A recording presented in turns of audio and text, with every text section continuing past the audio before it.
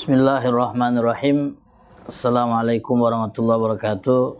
Alhamdulillah wassalatu wassalam ala Rasulillah Muhammad ibn Abdullah wa ala alihi wa sahbihi wa man wala wa ba'du.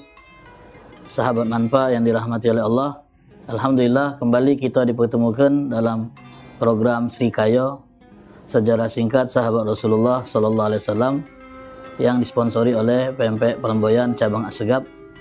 InsyaAllah pada pertemuan kali ini kita akan membahas sejarah singkat tentang sahabat Nabi SAW yang bernama Thabit bin Qais bin Syammas al-Ansari radhiyallahu ta'ala anhu.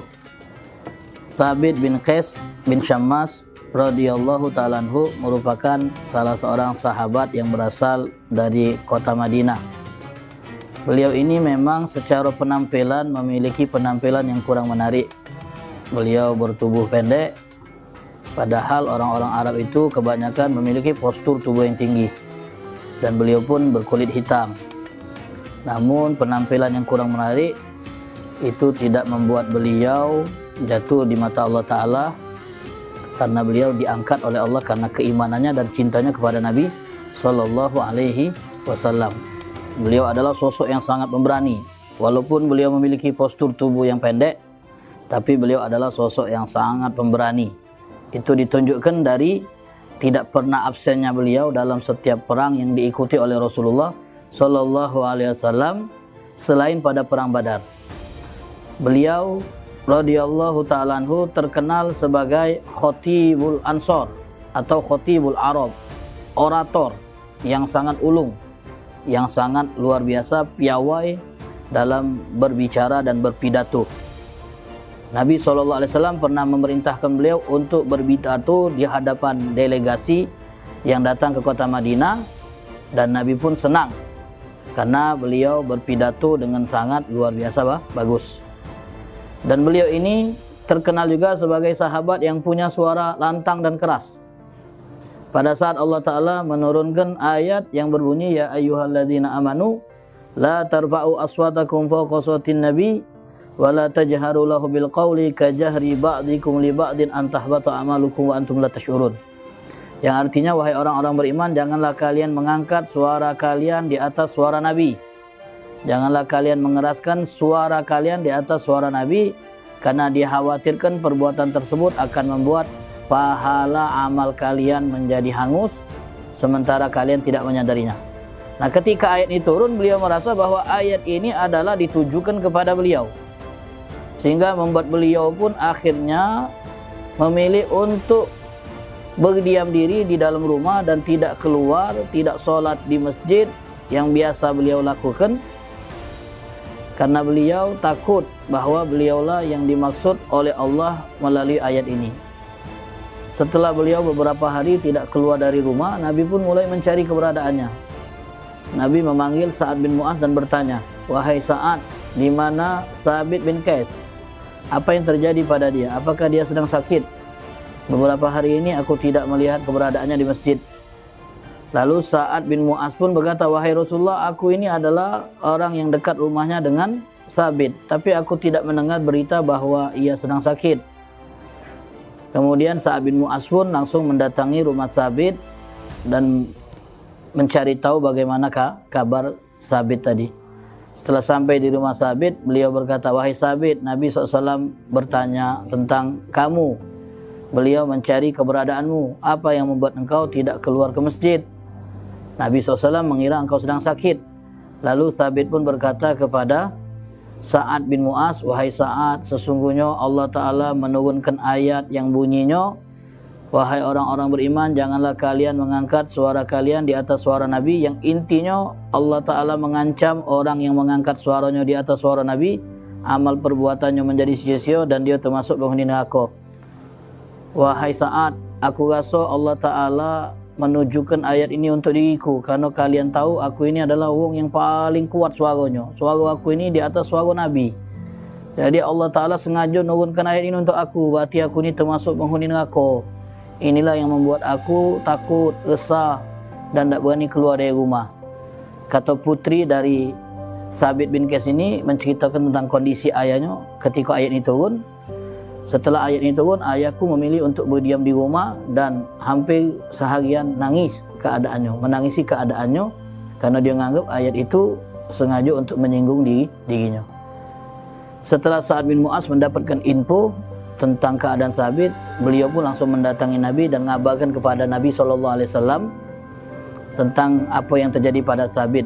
Setelah Nabi SAW mendengar kabar tentang Thabit, Nabi SAW pun menjawab, wahai Sa'ad bin Mu'az, sampaikan kepada Thabit bahawa dia termasuk penghuni surga. Jadi Thabit tadi takut dia termasuk penghuni neraka kerana ayat yang turun tadi, tapi Nabi SAW malah mengatakan, wahai Thabit, kau termasuk penghuni surga. Artinya dia sudah mendapatkan tiket untuk masuk surga melalui jaminan Nabi SAW. Sahabat yang sangat luar biasa. Beliau punya isteri namanya Jamilah binti Abdullah bin Ubay bin Salul. Istrinya ini pernah menggugat cerai Thabit ini. Dia datang kepada Nabi SAW, kemudian berkata kepada Nabi, ya Rasulullah, aku ingin pisah dengan Thabit. Alasannya apa, kata Nabi? Dia orang baik, dia orang berakhlak, orang yang beragama. Iya, wahai Rasulullah, aku tidak mencela agamanya, aku tidak mencela akhlaknya. Aku tahu dia orang yang baik, akhlaknya, dia orang baik, agamanya, tapi yang membuat aku ingin berpisah darinya tadi karena bentuknya, karena rupanya, karena beliau yang tidak menarik penampilannya. Aku takut ya Rasulullah, kalau aku tetap berumah tangga dengan dia, agak aku menjadi isteri yang kupur terhadap suaminya, tidak melayani suaminya dengan baik. Jadi aku tak mau menjadi isteri yang tidak melayani suami dengan baik hanya kerana aku tak senang dengan penampilannya. Jadi aku minta ya Rasulullah agar engkau beri aku izin supaya bisa pisah darinya. Pada saat itu belum ada gugatan dalam Islam. Yang ada adalah hak cerai oleh pihak suami. Akhirnya Nabi SAW berkata kepada Jamilah ini, apakah engkau mau mengembalikan kebun yang pernah dia berikan kepadamu sebagai mahar?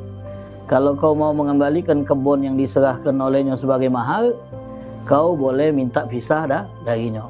Akhirnya Jamilah pun menyetujui apa yang Nabi SAW sarankan. Dia balikkan kebun milik Thabit. Kemudian Nabi panggil Thabit, lalu berkata kepada Thabit, wahai Thabit, terima kebun yang dikembalikan kepadamu dan ceraikan istrimu. Hal yang mungkin bagi kita agak aneh. Seorang isteri yang tidak mengingkari kebaikan suaminya, kepeduliannya, tanggungjawabnya, akhlaknya, agamanya, tapi minta cerai.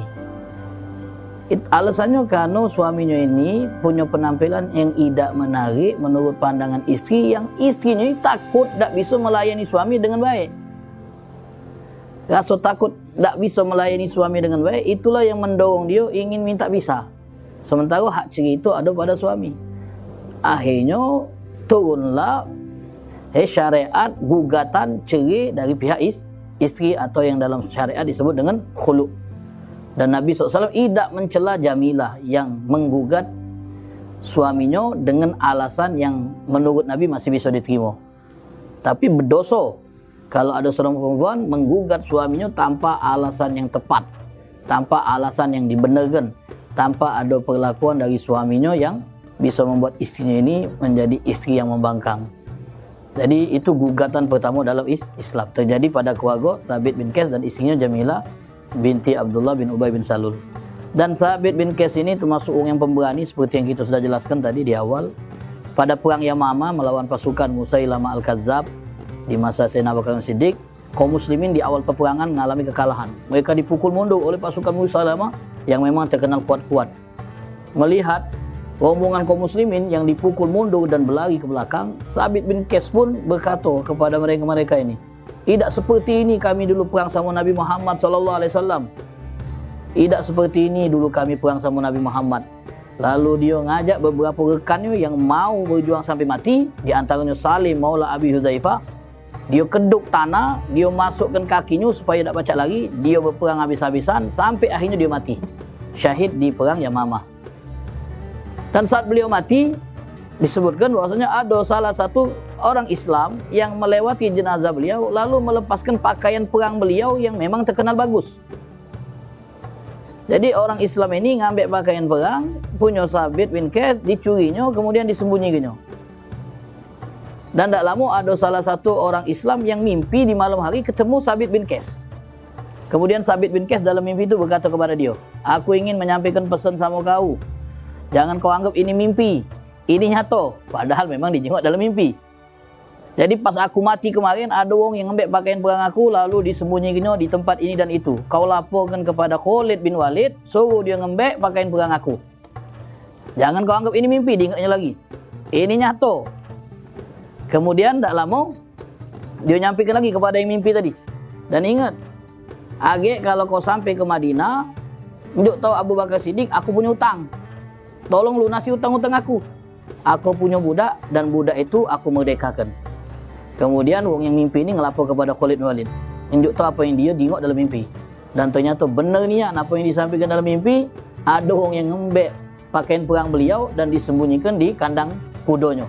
Diambil oleh Sayyidina Khalid, kemudian diserahkan sebagai warisan. Dan orang ini pun nyampaikan kepada Sayyidina Bakar tentang apa yang disampaikan Sabit dalam mimpinya. Dia punya hutang sama fulan-fulan, minta dibayari. Dibayarlah oleh Sayyidina Bakar dan dia minta budaknya itu agar dimerdekakan. Dan akhirnya budaknya itu dimerdekakan. Satu-satunya orang yang sudah mati pacak berwasiat cuman Sabit bin Qais. Kalau kita mimpi ketemu wong yang sudah mati, kemudian wasiat sama kita, tolong duit aku yang ada situ kuwasiatkan untuk si fulan. Tak boleh, kita laksanakan. Satu-satunya wong yang boleh, yang wasiatnya itu dilaksanakan saat dia sudah mati, cuman Sabit bin Qais bin Syammas radhiyallahu ta'ala anhu, sahabat Nabi yang luar biasa ini. Mudah-mudahan Allah Ta'ala berkahi apa yang kita dengar dan mudah-mudahan kita bisa mencontoh perjuangan sahabat-sahabat Nabi sallallahu alaihi wasallam. Amin ya rabbal alamin. Billahi taufiq wal hidayah. Assalamualaikum warahmatullahi wabarakatuh.